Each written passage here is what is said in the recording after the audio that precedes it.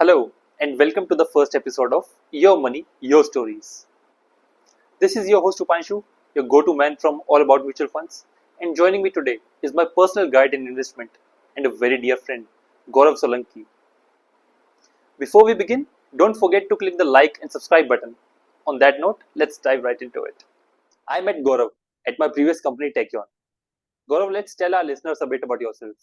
Who is Gaurav Solanki? Where are you from? And how did you get here? Yeah. Hey guys. So as Upanshu had introduced me, I'm Gaurav. And I think since last 8 to 9 years, I was in a analytics field, working with different kind of data analysis and all. And this is my professional background. But apart from that, I have done like a lot of investment in other areas as well. So yeah, that's me. Thank you. So, Gaurav, you are from Bharatpur, right? Yeah. How did you come to Bangalore? उससे पहले college कहाँ पर अच्छा तो और college में हाँ क्या किया? हाँ तो मेरा कॉलेज था एआईटी पुणे। तो एआईटी पुणे में I just completed my BE. After that I join Mu Sigma in Bangalore और तब से गौरव, हाउ डिड यू या बिगिन इन्वेस्टिंग? इन्वेस्टिंग के फील्ड में कैसा है आप? हाँ सो एक्चुअली मेरा जैसे होम टाउन है और मेरे पेरेंट्स हैं तो they are having lot of connection in property dealing and all. So मेरे सराउंडिंग में थोड़ा वो इन्वेस्टमेंट स्टार्टिंग से ही है towards the real state, not other assets like stock market and all. तो वहाँ से आई हैव अ हंच। मैंने कुछ ज़्यादा इन्वेस्ट नहीं करा है but my family also believe in this कि अगर आपके पास like if you are earning something so it's better to save, and according to them the safest option is real estate. By the way, like it's their definition, not mine. But yeah. So आपने investment कौन से year में शुरू की, पहले तो ये बताइए हमें। हाँ तो when I joined Mu Sigma, like my first company in 2015, तो I think 2016 में I bought a flat in Greater Noida okay. और तब से ही I started investing. But in 2015 only I just start investing in stock market and SIP also. So वो मेरा एक okay, नया फेज था, एक नया इन्वेस्टमेंट था towards the different area, not just real estate. तो अगर देखा जाए तो उस टाइम का पोर्टफोलियो और आज का पोर्टफोलियो डिफरेंस क्या है? पोर्टफोलियो आई कैन से कि अभी लोग थोड़ा सा, इफ़ यू नो कि बाइंग कैपेसिटी बहुत ज़्यादा है लोगों का अभी। आपके पोर्टफोलियो के बारे में बात करेंगे। हाँ तो अभी क्या है कि basically more people are investing in stock market. तो ओके। अगर आप देखोगे तो अभी आपने अगर 2022 में अगर आपने कुछ इन्वेस्ट किया होगा may be at the time of corona only, अगर आपने कुछ इन्वेस्ट किया होगा तो वो अभी आपको उतना रिटर्न देकर ही जा रहा होगा, लाइक 3x 4x। तो मेरा भी अगर मैं 2015 टू 2020 देखूं तब उतना ज़्यादा बेनिफिट नहीं था, like I got only decent returns on investment, basically 20% 30%। But अभी मेरे मेजॉरिटी जो पोर्टफोलियो है वो 2x और 3x है। So yeah, so there's a difference, lot of difference in the returns perspective. Asset wise compare किया जाए तो उस टाइम हाँ रियल एस्टेट ज्यादा था या अभी ज्यादा है, या स्टॉक्स उस टाइम ज्यादा थे? हाँ, अगर मैं ऐसा डिस्ट्रीब्यूशन चेक करता हूँ अपना ओवरऑल इन्वेस्टमेंट का, तो रियल स्टेट में स्टार्टिंग से लगा रहा हूँ पैसा और we are like buying properties in starting. तो इसलिए अगर आप मॉनिटरी वैल्यू देखोगे तो ऑब्वियसली रियल स्टेट में ज़्यादा है, because if you are buying a flat it cost 1 CR for nowadays. But that time also like 50 lakhs to 60 lakh आप एक बार में इन्वेस्ट करते हो। But in stock market you are having chunks of money to invest in, right? आप एक बार में 50 लाख एक साथ इन्वेस्ट नहीं करोगे। सो इसकी वजह से अभी देखा जाए तो मेरा पोर्टफोलियो में अराउंड 60% और 70% is my real estate assets, और जो बाकी का 30% बचता है वो फिर stock market and other investments. तो आपके पूरे इन्वेस्टमेंट करियर में कभी लॉस उठाना पड़ा है? हाँ 2022, लाइक जब at the time of corona 2020 या तो उस आपने टाइम लॉस पे बुक किया? नहीं, मैंने लॉस बुक नहीं किया but I never sold a single share, क्योंकि आई नो कि वो ओके। जो था वो इनऑर्गेनिक डिप था और वो going forward I I don't know कि इतना ज़्यादा बढ़ जाएगा, मगर आई नो कि वो स्टेबल तो होगा ही। So at that time actually I bought a lot of share. Okay, so you bought in dip. हाँ, so actually ये मार्केट का स्टैंडर्ड रूल है कि when the people are greedy then sell, and if they are scared then buy things. So वो सही time था bye के लिए, that's why I bought. Okay, अगर आपसे पूछा जाए कि which investment of yours has yielded the most returns and why is it your wife? Most return if I say apart from my wife. So मुझे share market से ज़्यादा benefit मिला है अभी कंपेयर टू रियल स्टेट, क्योंकि as I have mention कि real estate थोड़ा सा you know like there is less risk in real estate compare to stock market. So low risk low gain, high risk high gain. So I follow that rule. हाँ, but Okay. Denomination is at the real estate side. तो मैं जितना आपको जान पाया हूँ, तो I know that you book profits. अगर हम्म. प्रॉफिट किसी चीज में हो गया है तो you hmm. Tend to sell it at the right time. या तो कैसे पता लगता है आपको कि कब प्रॉफिट बुक करना चाहिए, कब चीजें बेचनी चाहिए? How do you get that hunch? इसके लिए मतलब देर इज नॉट एक करेक्ट आंसर कि आपको कब बुक करना चाहिए, क्योंकि it depends on lot of thing. But आप एक काम कर सकते हैं, if you are having some figure in your mind कि लेट्स से अगर आपने 50 लाख ही एक जगह पर इन्वेस्ट कर दिया है आपने, तो अगर वो let's say if that 50 lakh, if that will give you around 10% 20% profit margin in few month, तो आई थिंक आपको एग्जिट कर जाना चाहिए. और नॉट फुल्ली बट एटलीस्ट आपको वहां से प्रॉफिट बुक करना स्टार्ट करना चाहिए. क्योंकि कई टाइम क्या होता है कि we are having lot of news कि ये शेयर अभी इतने का है and going forward it will reach 2x 3x, तो लोग उसको सेल नहीं करते. अब सेल नहीं करते हैं तो कल को क्या होगा कि अभी आपके पास लेट से अगर मैंने 10,000 रुपये कहीं पे लगाए और मुझे अभी उसका 2x हो गया है, 20,000 रुपये है, और अगर मैं अभी प्रॉफिट बुक नहीं करूंगा, कल की कोई गारंटी नहीं है कि वो 20,000 जाकर 30,000 होगा या 25,000 होगा. Right. So it's a like it's a better advice कि आप कुछ पोर्शन बेचो उसमें से, जिससे कि अगर बाद में जाके स्टॉक मार्केट नीचे भी जाता है और अगर आपको हिट भी लगता है तो आपको उतना नुकसान ना हो जितना आपका इनिशियली था अगर आप कुछ सेल नहीं करते हो. इसलिए आपको ग्रेजुअली थोड़ा थोड़ा, जब भी मार्केट ऊपर जाता है, स्लाइटली ऊपर जाता है तो भी, जैसे there are lot of economic factor, अभी जैसे बजट आ रहा है फॉर एग्जाम्पल, बजट में भी नो कि आफ्टर बजट या तो वो ऊपर जाएगा या नीचे जाएगा. Right. But before budget we know कि थोड़ा सा शेयर मार्केट नीचे ही जाता है, तो this time don't sell. But after budget, अगर वो बजट स्टेबल होता है, तो मुझे लगता है कि अगर थोड़ा सा भी अगर शेयर मार्केट ऊपर जाता है, that time you can sell few of your stock. So okay. हाँ, so you will book that particular profit and all. क्योंकि रियल स्टेट की तरह नहीं है कि अगर किसी की कीमत लेट से अगर 50 लाख है तो वो आगे जाके बढ़ेगा ही या स्टेबल होगा. शेयर मार्केट में you can come to the loss part also, negative भी हो सकता है. तो to avoid that part it's better if you are booking your profit gradually. तो अगर आपसे पूछा जाए हमारे लिसनर्स के लिए कि कोई आपकी ऐसी इन्वेस्टमेंट मिस्टेक्स जो आपने अपने 9 साल के इन्वेस्टिंग करियर में सीखी हैं, या फिर आप बताना चाहेंगे लोगों को? हाँ, मतलब मिस्टेक नहीं बोलूँगा, बट हाँ, जैसे for example share market is a game of word of mouth and many other parameters. It depends on lot of things.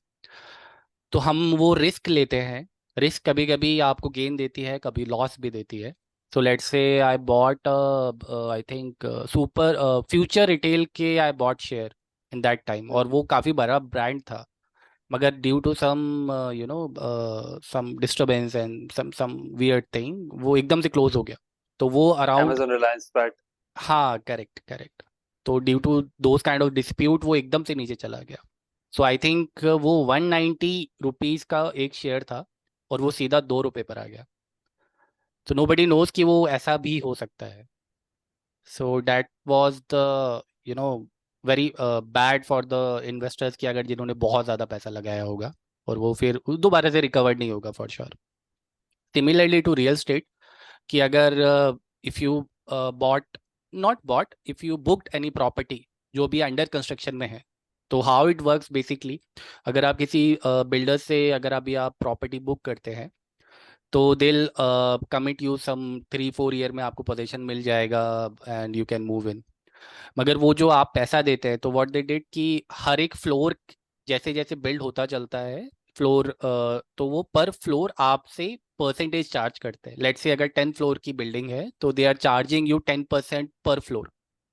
तो उनका ऑलमोस्ट जब आपका पूरा स्ट्रक्चर बन जाता है तो वो आपसे लगभग 90 to 95% पैसा ले चुके होते हैं। हालांकि सिर्फ स्ट्रक्चर की बात, जो अंदर का जो अंदर का स्ट्रक्चर एम्यूनिटीज और जो अलग चीज़ें बनानी होती है, लेट्स से मॉड्यूलर किचन हो गया, वॉशरूम, टाइल्स एंड ऑल, तो उसमें भी काफ़ी सारा पैसा जाता है। तो वो आपका पैसा वो वहाँ यूज़ ना करके they are start building some other project.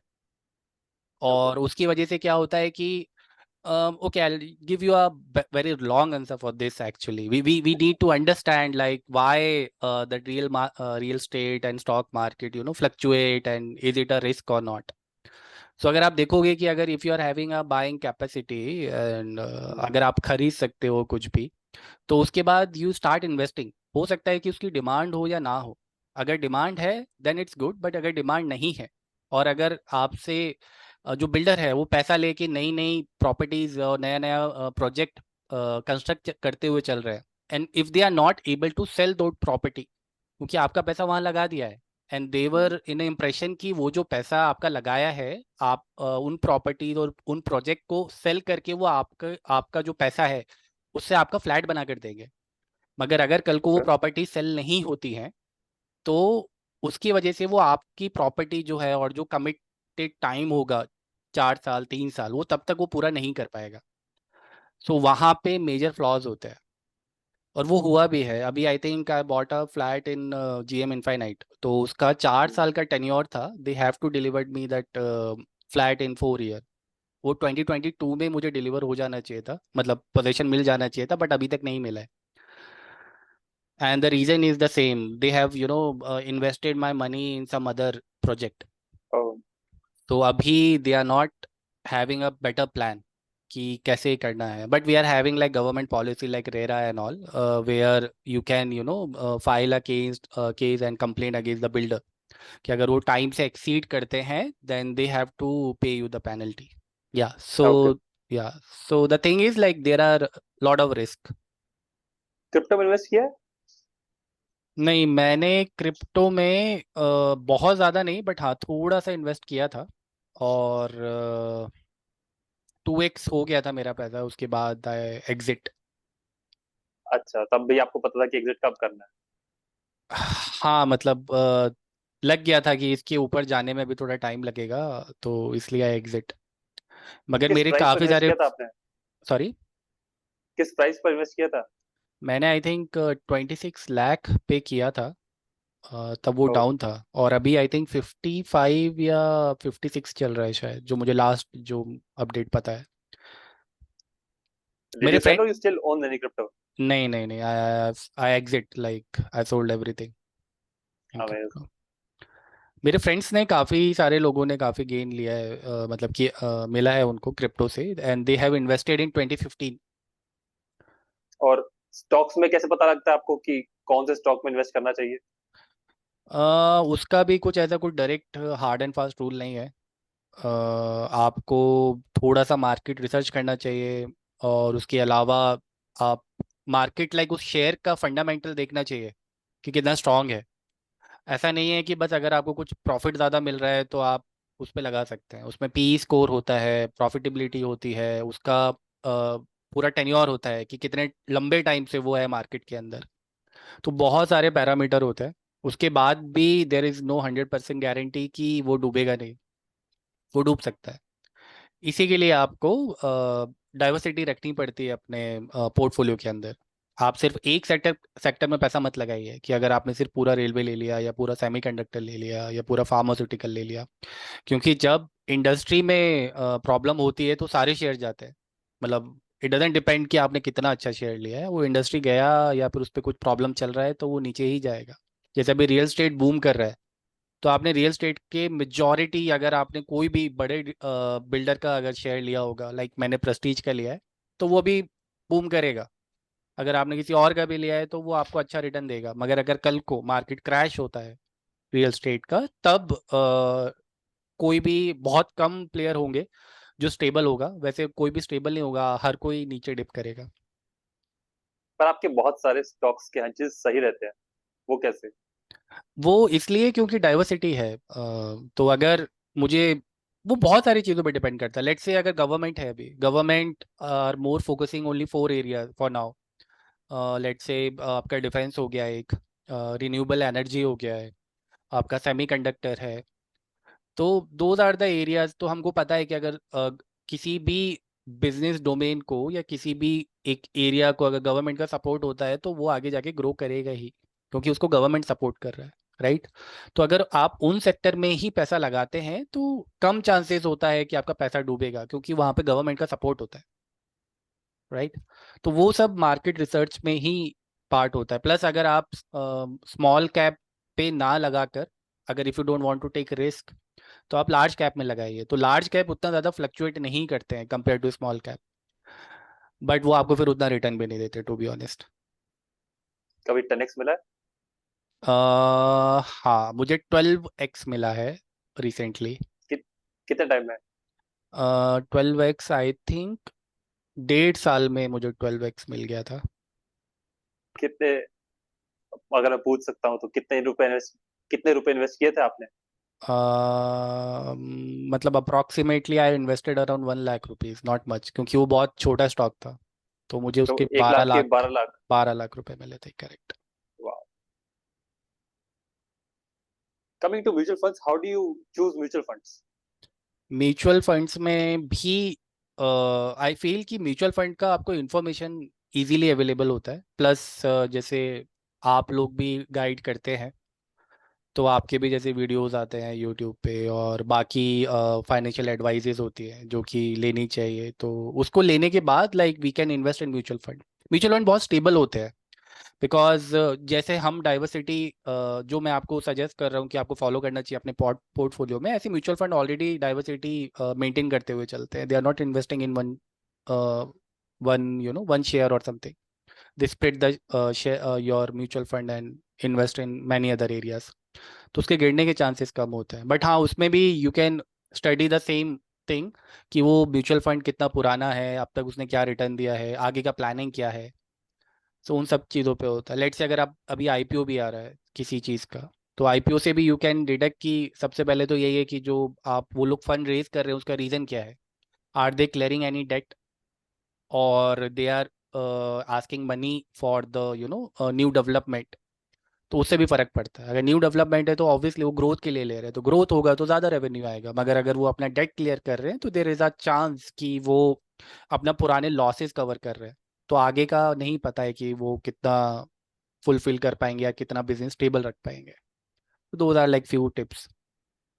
कोई फेवरेट सेक्टर्स या फिर कोई फेवरेट म्यूचुअल फंड्स, ऐसा नहीं कुछ? नहीं, कोई आई म्यूचुअल फंड आई हाउस बहुत फेवरेट हो?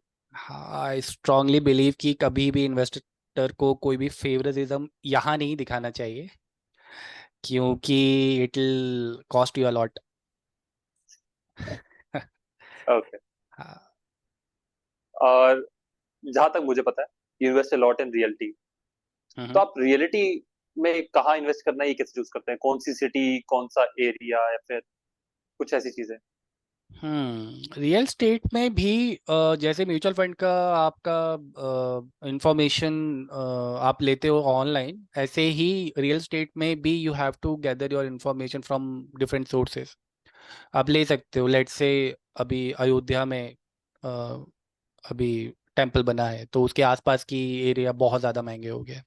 तो जिन लोगों को पहले ही पता था कि वहां पर मंदिर बनने वाला है या बन रहा है और उसका आगे जाके क्या इम्पैक्ट होगा, सो दे नो कि आज की तारीख में जो भी वो लैंड ले रहे हैं वो आगे जाके कितना उनको रिटर्न देकर जाएगी।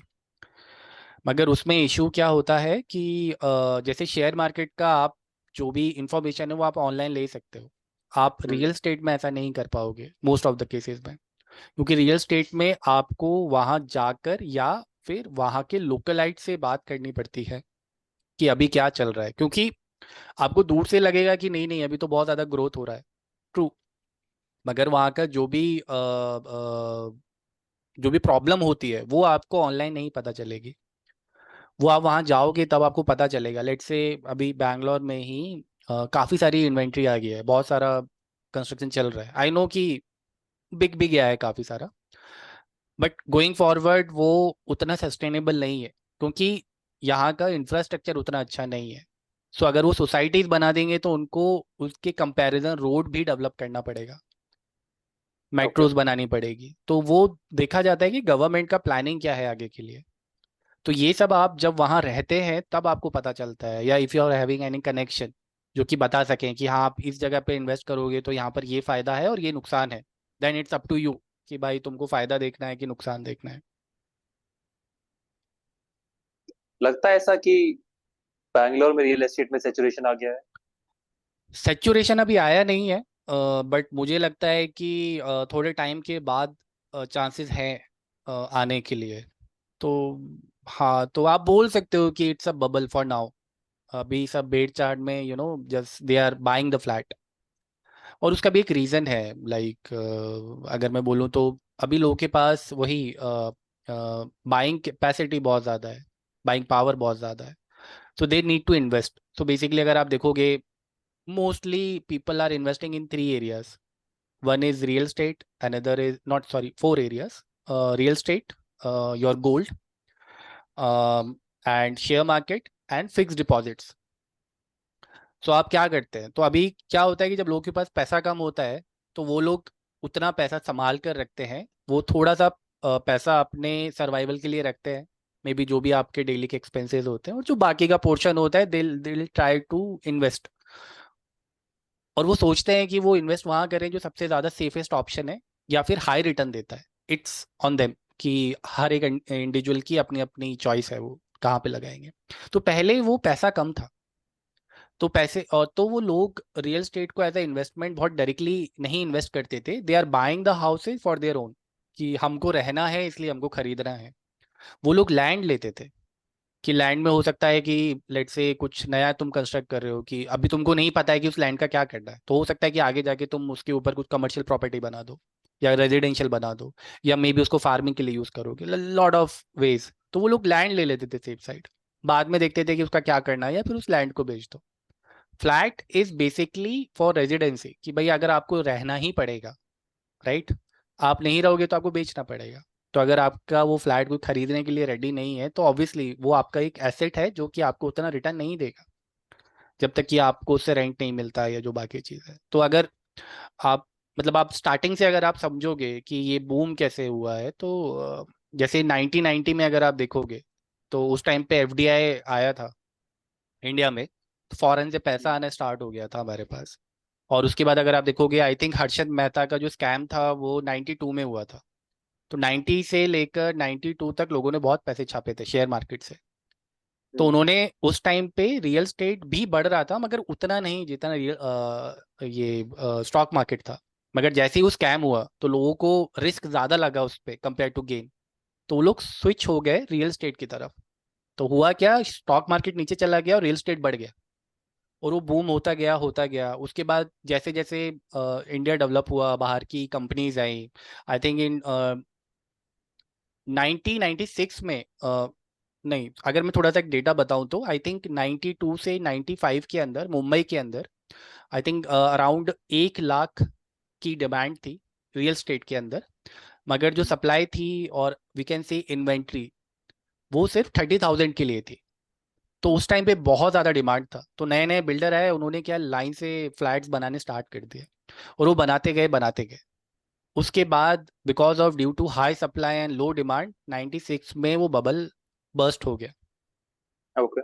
हाँ, तो बर्स्ट का मतलब यही है कि बहुत ज़्यादा प्राइस इम्पैक्ट नहीं होता है, मगर जो आपकी लग्जरी प्रॉपर्टी है उन पे उतना ज़्यादा इम्पैक्ट नहीं आता है, मगर जो मीडियोकर वाली जो सोसाइटीज़ और जो अपार्टमेंट होते हैं उन पे बहुत ज़्यादा इम्पैक्ट होता है। क्योंकि अगर लोगों के पास पैसा है they try to move in luxury only, और जिनके पास पैसा नहीं है तो वो जहाँ पर है वहीं रहना पसंद करते हैं, दे आर नॉट बाइंग। तो एक बोलते हैं ऐसा इंडस्ट्री का बेंचमार्क है कि अगर आप if you are paying your rent more than 4% hmm. Of ROI, या अगर आप बोल सकते हो कि अभी अगर आप फ्लैट लोगे तो उसका आरओआई कितना है, तो अगर आप 4% से ज़्यादा अपना रेंट पे कर रहे हो तो इट्स बेटर टू मूव और टू बाय अ हाउस। वो आपको बेटर ओके। इन्वेस्टमेंट देगा। मतलब it not scientifically proven, but I have seen somewhere कि वो लोग उसको as a thumb of rule मान के चलते हैं। तो अभी बैंगलोर में भी अगर आप देखोगे तो जो रेंट है वो आई थिंक 5% से ऊपर जंप कर गया है। ओके। तो it's better to buy a flat for now. मगर इशू क्या है कि अभी डिमांड हाई है, सप्लाई कम है। थोड़े टाइम के बाद वो जैसा 96 में हुआ था, सिमिलर पैटर्न यहाँ पर भी फॉलो होगा।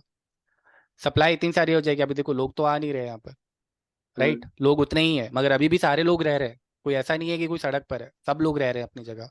अब वही हम्म। लोग, नए जो कंस्ट्रक्ट प्रॉपर्टी होगी वो वही लोग जाकर वहां शिफ्ट हो जाएंगे, राइट? जब लोग अपने अपने घर में शिफ्ट हो जाएंगे तो रेंटल इनकम नीचे चले जाएगी। जैसे ही रेंटल इनकम नीचे गई, आपके प्रॉपर्टी के दाम नीचे चले जाएंगे। तो ये ही है मार्केट बेसिकली। तो आप देखोगे 96 के बाद आई थिंक 2000 में जाकर इंडिया के अंदर दोबारा से ग्रोथ मिला था, जब आईटी लॉ पास हुआ था। तो there having lots of opening for BPO KPO and all. तो दोबारा से लोगों के पास पैसा आया था टू इन्वेस्ट, तो they started investing in all these things. उन्होंने गोल्ड में भी, गोल्ड में उतना नहीं, but as an Indian culture हमको पता है कि हर शादी में और वहां पर गोल्ड रहता है, मतलब यूज होता है उतना। तो यूज बहुत तो गोल्ड बहुत कंसिस्टेंट रहता है। मगर रियल स्टेट और जो आपका शेयर मार्केट है उसको लोग एज अ इन्वेस्टमेंट देखते हैं। रियल स्टेट तब भी एज अ इन्वेस्टमेंट नहीं था, तब भी लोगों की नेसेसिटी थी। आप देखोगे हमारे जो दादाजी वगैरह लोग हैं, तो वो लोग ऐसा सोचते थे कि अभी पैसा रखो अपने पास संभाल कर, जब कल को आपको जरूरत पड़ेगी then you can use that cash, right? और फिर बहुत बाद में जाकर वो लोग घर खरीदते थे, क्योंकि उनको ये था कि वो एक साथ वो घर नहीं खरीद सकते हैं, राइट? तो उनका यही था माइंडसेट। मगर अभी लोगों के पास पैसा ज्यादा आ गया है, क्योंकि इतना सारा आईटी डेवलप हुआ है, राइट? बहुत सारा, नॉट आईटी मतलब everywhere, like the salaries increasing. तो उसका एक बहुत बड़ा इम्पैक्ट है। और जब 2000 से 2008 तक भी बहुत ज़्यादा ग्रो हुआ था अपना रियल स्टेट और बाकी चीज़ें। और आई थिंक उसके बाद फिर दोबारा से ग्लोबल रिसेशन हुआ था, तो वो दोबारा से नीचे चला गया। तब भी लोगों ने थोड़ा थोड़ा बाय करना कम कर दिया था, और वो रीज़न भी सही था कि लोगों के पास पैसा ही नहीं होगा, तो देवर वेरी स्कैर्ड। तो वो लोग जैसे ही स्कैर्ड होते हैं वो पैसा अपने पास रख लेते हैं। मगर जब हमारा डिमोनेटाइजेशन हुआ था 2016 आई थिंक, वहां पे उल्टा हो गया था। तो लोगों को लगा कि अगर हम सिर्फ अपने पास पैसा रखेंगे तो कल को हो सकता है कि कुछ नुकसान हो जाए उसका, राइट?